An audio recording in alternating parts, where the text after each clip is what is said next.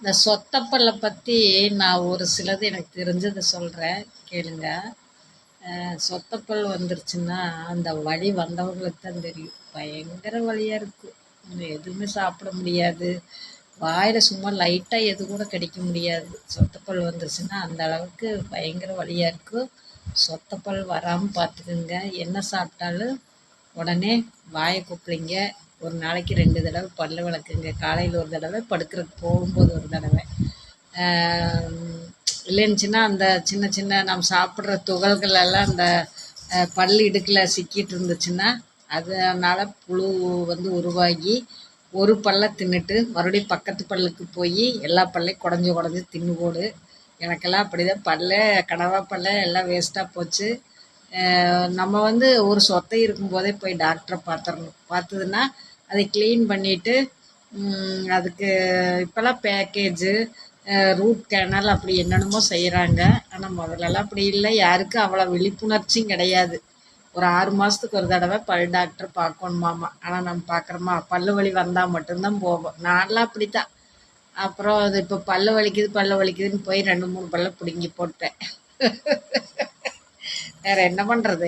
அப்புறம் அதனால தான் உங்களுக்கெல்லாம் இருக்கிற பல்லை காப்பாற்றிக்கிங்க அப்படின்னு சொல்கிறக்காக தான் இந்த வீடியோவே போட்டேன்.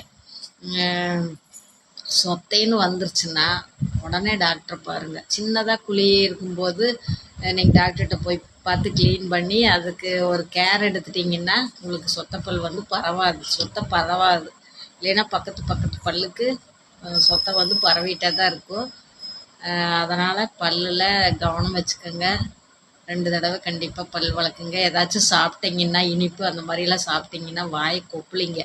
வாயை எப்போவுமே கொப்பளிச்சு சுத்தமாக வச்சுக்கோங்க.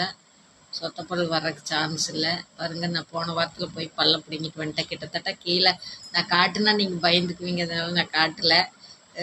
கீழே வந்து மேல் வரிசையெல்லாம் நல்லா தான் இருக்குது. கீழ் வரிசையில் இங்கே ஒரு 3 பல் இல்லை, இங்கே ஒரு 2 பல் இல்லை. மென்னே சாப்பிட முடியாது எதுவுமே. கொஞ்சம் போன வாரத்தில் தான் ஒன்று பிடுங்கிட்டு வந்தேன். இனி போய் டாக்டரை கன்சல்ட் பண்ணிவிட்டு ஏதாச்சும் ரூட் கேனல் பண்ண முடியுமா அல்லது பல்லுக்கு இது வைக்க முடியுமா அப்படின்னு சொல்லிட்டு பார்க்கணும். அதனால ஜாக்கிரதையாக இருங்க. கண்டிப்பாக குழந்தைங்களெல்லாம் ஏதாச்சும் சாப்பிட்டு அப்படியே படுத்து தூங்குவாங்க. அப்படியெல்லாம் விடாதீங்க. ப்ரஷ் பண்ண சொல்லுங்கள் குழந்தைங்கள படுக்கிறதுக்கு முன்னாடி.